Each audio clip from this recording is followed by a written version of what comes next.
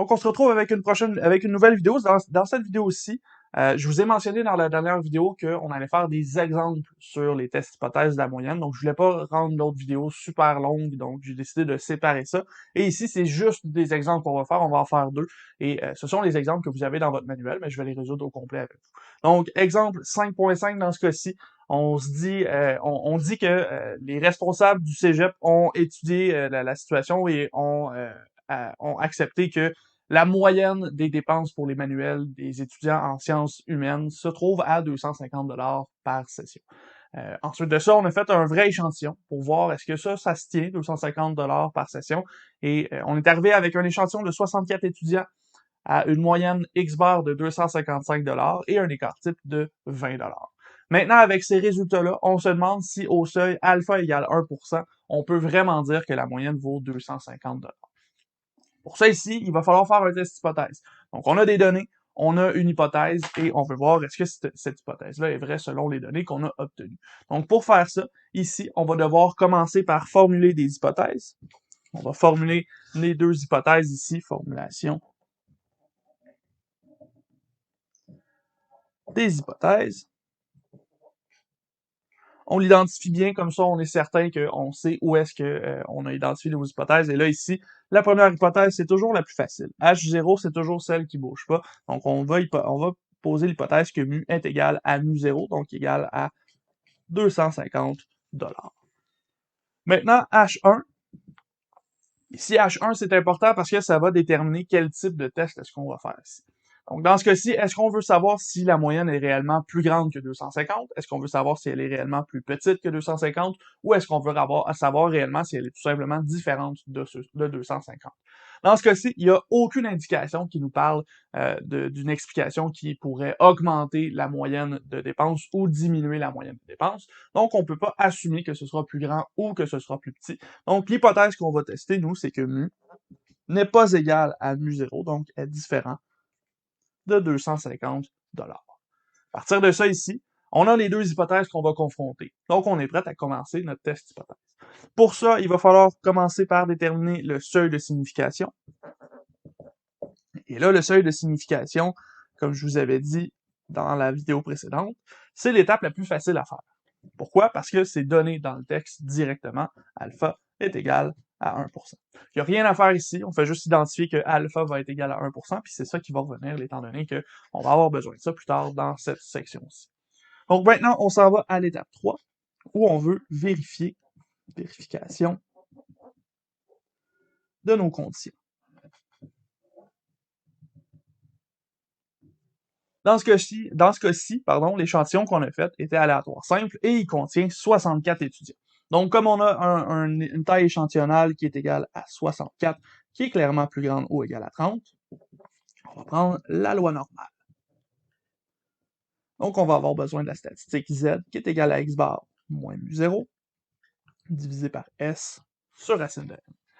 Donc, c'est ça la statistique qu'on va utiliser pour la suite. Donc, c'est ce qu'on va aller chercher, notamment pour la valeur critique.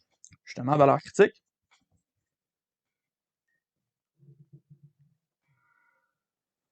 Dans ce cas-ci, on a les conditions où on a n plus grand ou égal à 30, donc on est dans la loi normale. On a le test biconditionnel avec H1 qui nous dit que mu est différent de 250 $.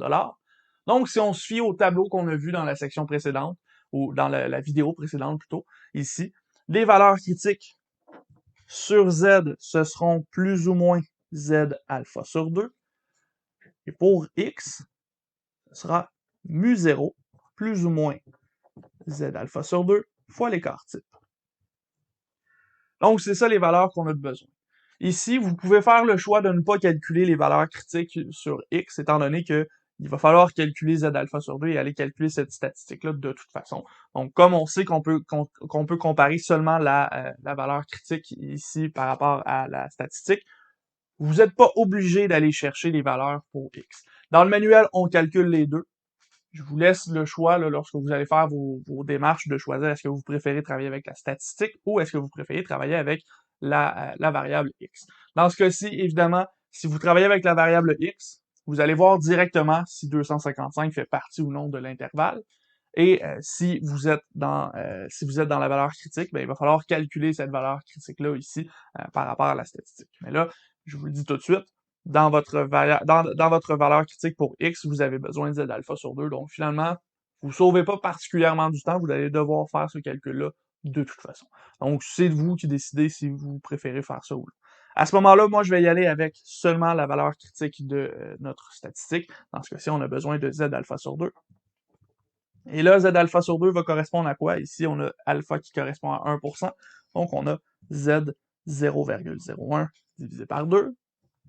Donc, Z 0,005. C'est cette valeur-là qu'on va chercher dans la table de la loi normale. Et ici, cette valeur-là, ben, vous allez la trouver, c'est 2,575. À ce moment-ci, ça veut dire que les valeurs critiques sont moins Z alpha sur 2 qui vaut moins 2,575 et Z alpha sur 2 qui vaut 2,575 directement. Ce sont les deux valeurs qu'on va utiliser lorsqu'on va établir la règle de décision à l'étape suivante. Donc, cette règle de décision-là, comme on sait que H1, c'est mu différent de 250, on sait que Z alpha sur 2, c'est 2,575 et moins Z alpha sur 2, c'est moins 2,575. Mais là, à ce moment-là, lorsqu'on va calculer notre statistique, on va dire qu'on rejette H0 si, et là, on a plusieurs façons d'évaluer ça. On pourrait dire que Z est plus petit que moins Z alpha sur 2, ou Z plus grand que Z alpha sur 2. On pourrait écrire ça de cette façon-là, ou on pourrait écrire que on rejette H0 si la valeur absolue de, grand Z, de notre statistique Z est plus grande que Z alpha sur 2.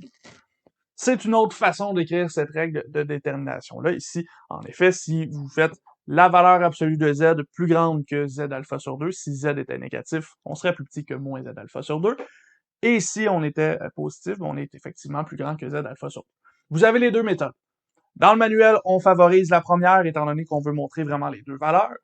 Nous, dans ce cours-ci, je vous fais confiance, vous êtes capable d'utiliser l'une ou l'autre. En autant que vous soyez capable de déterminer qu'est-ce que ça veut dire ici, c'est intéressant d'aller chercher la deuxième méthode. Ça peut être plus facile à écrire. Maintenant qu'on a fait ça, on a fait la règle de décision, on aurait besoin de la statistique pour pouvoir déterminer cette règle de décision-là. Donc, en 6, calcul de la statistique. Ici, n est plus grand ou égal à 30. Ça veut dire que nous, on va aller chercher la statistique z qui sera égale à x bar moins mu 0 divisé par s sur la racine de n. On connaît x bar, on connaît mu 0, on connaît s et on connaît n. On a tout ce qu'il faut pour calculer ça. X bar, là je l'ai effacé, mais c'était 255. C'est la moyenne de l'échantillon qu'on a calculé. Mu 0, c'est 250 qu'on a donné dans notre hypothèse initiale. S ici, c'était 20$. L'écart type, c'était de 20$. Et la taille de l'échantillon ici, c'était 64. Donc à ce moment-là, différence entre 255 et 250, c'est 5. On va avoir 20 divisé par la racine de 64, c'est 8. Donc finalement, ça retombe à 5 fois 8 divisé par 20. 5 fois 8, c'est égal à 40 divisé par 20, c'est égal à 2. Ici, même pas besoin de calculatrice, les chiffres sont tellement beaux, on dirait que c'est arrangé avec le cas des vues. Donc, avec ça ici, j'ai ma statistique, j'ai ma règle de décision. Donc, finalement, j'ai pas mal tout ce qu'il faut pour aller calculer, pour aller prendre la décision dans ce cas-ci. Donc, c'est ça qu'on va faire à l'étape 7. J'ai résumé les informations qu'on avait besoin. Dans ce cas-ci, j'ai réécrit ma règle de décision. Et vous allez voir que là, ici, moi, je favorise souvent l'écriture avec la valeur absolue. Je trouve que c'est plus rapide à écrire et ça me parle un petit peu plus que d'aller chercher les deux valeurs en même temps ou d'aller chercher un intervalle. Donc, dans ce cas-ci, la décision, on la prend sur la règle, on rejette H0 si la valeur absolue de Z est plus grande que 2,575. Et on a calculé la statistique Z qui était égale à 2. Donc, à ce moment-là, comme Z est égal à 2, la valeur absolue de Z est plus petite, que 2,575. Donc, on ne rejette pas H0 au seuil 1%. Et ça ici, cette décision-là, dans le contexte, ça veut dire quoi? Ben, on dit qu'il n'y a pas lieu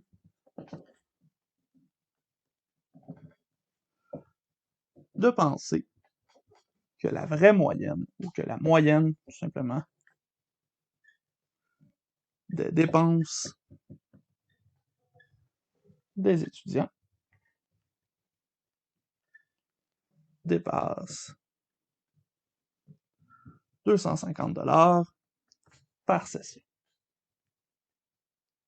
Si la moyenne est effectivement 250$ par session, c'est pas invraisemblable qu'un étudiant ou la moyenne d'un échantillon d'étudiants donne 255$. C'est assez proche statistiquement parlant. C'est pas significatif comme différence au point de vue des statistiques. Donc, on peut effectivement conclure que le 250$, c'était la bonne moyenne pour cette situation-ci.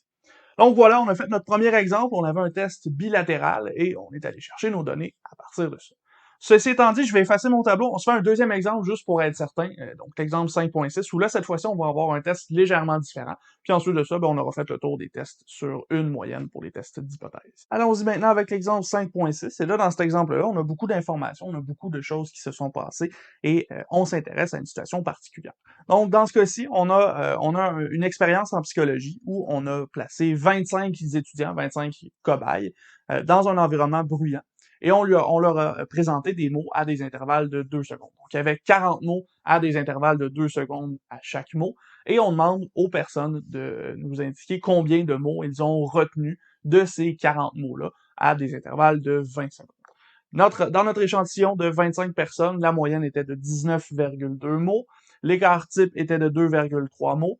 Et notre chercheur nous indique qu'il avait fait la même expérience au point de vue d'autres étudiants dans un environnement silencieux, donc sans bruit, sans truc qui peut nous déranger, et il avait obtenu la moyenne 20,5 mots.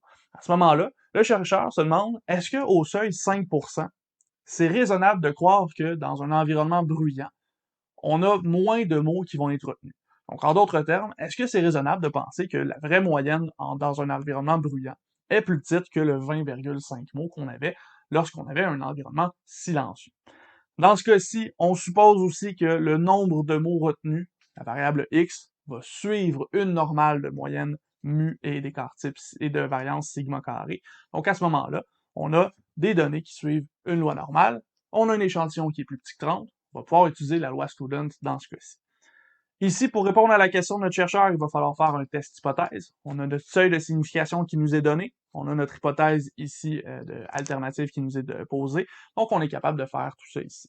Donc, première étape, formuler les hypothèses. Dans ce cas-ci, l'hypothèse nulle H0, c'est toujours la même chose. On va avoir que mu est égal à mu0 qui est à 20,5. Et H1, dans ce cas-ci, on vient comparer mu de façon à penser est-ce que cette moyenne-là va être plus petite que 20,5. On se dit que dans le contexte, comme il y a du bruit, comme on dérange les participants, la moyenne devrait être un petit peu moins élevée. Donc, on a des raisons de croire que l'hypothèse alternative, ce sera mu plus petit que 20,5. À ce moment-là, j'ai besoin de mon seuil de signification. Encore une fois, on sait qu'alpha vaut 5%. C'est donné dans les explications. Et ça ici, ça correspond à 0,05. Donc, c'est ça ici qu'on va utiliser de cette façon. À ce moment-là, on a tout ce qu'il faut pour continuer avec l'étape 3. Étape 3, on doit vérifier les conditions. Et là, dans ce cas-ci, on sait que n égale 25, c'est plus petit que 30. Et on sait que x suit une loi normale de moyenne mu et de variance sigma carré. Donc, dans ce cas-ci, on sait qu'on a une loi normale sur un échantillon de plus petite taille. Ça veut dire qu'on va aller chercher la statistique T, qui est x bar moins mu 0 sur S divisé par la racine de n. Et ça suit une student de degré de liberté n-1. Donc, on va être capable de travailler avec cette variable-ci. On passe donc aux valeurs critiques. Et ici, comme on travaille avec une loi de Student, comme on travaille avec un test unilatéral à gauche, on est capable d'aller chercher la variable qui nous intéresse. On va trouver la valeur critique sur t. Donc, pour la valeur critique de t, on va aller chercher moins t alpha n-1. Dans ce cas-ci, on est unilatéral, donc on n'a pas besoin de diviser notre seuil de signification en deux, et on a Tn-1 pour la loi de Student, donc degré de liberté n-1. Pour x, la valeur critique, un peu comme dans notre dernier test hypothèse qu'on a fait, dans ce cas-ci, comme on est unilatéral à gauche, ça devrait être mu0 moins t alpha n-1 fois l'écart type. Encore une fois, cette partie-là, moi, j'ai tendance à ne pas la calculer parce qu'elle contient déjà la statistique pour la loi de probabilité et on est capable de faire le test de décision seulement avec cette probabilité-là. Donc, plutôt que d'aller calculer plus de choses, j'aime mieux m'en tenir ici directement à ma variable de la loi de probabilité. À ce moment-ci, il va falloir trouver moins t alpha n-1. Le alpha vaut 0,05, donc ça va me donner moins t 0,05. Et n-1 ici, n-1, dans ce cas-ci, comme on a 25 données, on arrive à 24 pour notre degré de liberté. Donc, c'est la valeur moins t 0,05, 24 qui va nous intéresser. Donc, on va aller chercher ça dans la table de la loi Student, puis on va pouvoir donner la valeur de cette probabilité-là. Donc, dans notre table de la loi Student, ce qu'on cherche, c'est la variable, pour commencer, ce sera la variable t 0,05. Dans notre première ligne en haut, on a t0,1, t 0,05, donc on va aller dans la deuxième colonne pour ça ici. Ensuite de ça, on a besoin du degré de liberté. Degré de liberté, c'était 24, donc on va dans la première colonne et on cherche 24. C'est ici. Donc, on va concorder 24 avec la deuxième colonne.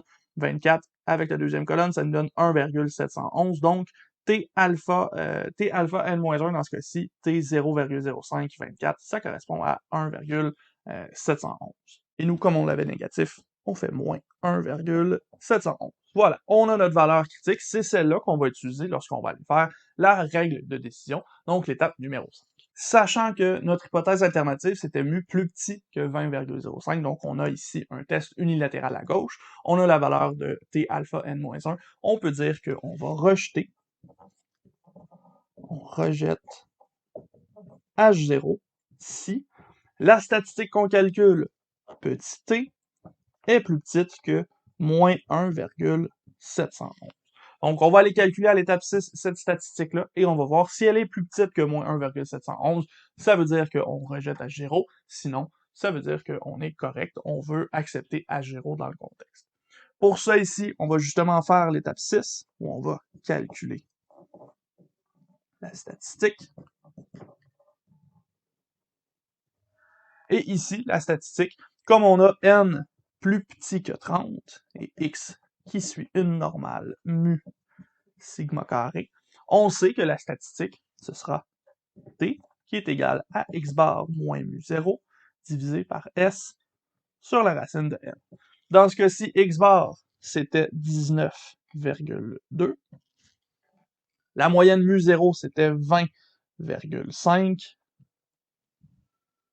L'écart type, c'était 2,3 mots. Et l'échantillon contenait 25 personnes. Donc, c'est ça ici qu'on calcule, et dans ce cas-ci, si vous faites ce calcul-là, vous devriez obtenir moins 2,83. Donc ici, 19,2 moins 20,5, ce sera négatif. 2,3 divisé par racine de 25, donc divisé par 5. Et ici, le 5, on l'envoie au-dessus. Vous allez avoir un résultat qui est de moins 2,83. Avec ça ici, comme on a la statistique et qu'on a la règle de décision, on peut prendre notre décision justement. Et ici, ben, comme t est égal à moins 2,83, qui est plus petit que moins 1,711, on rejette H0 au seuil 5%. Qu'est-ce que ça veut dire, ça, dans le contexte? Ça veut dire que c'est H1 qui sera vrai. Donc, on accepte H1. Ça, réellement, ce que ça nous dit, c'est que la moyenne des mots retenus dans un environnement bruyant est plus petite que dans un environnement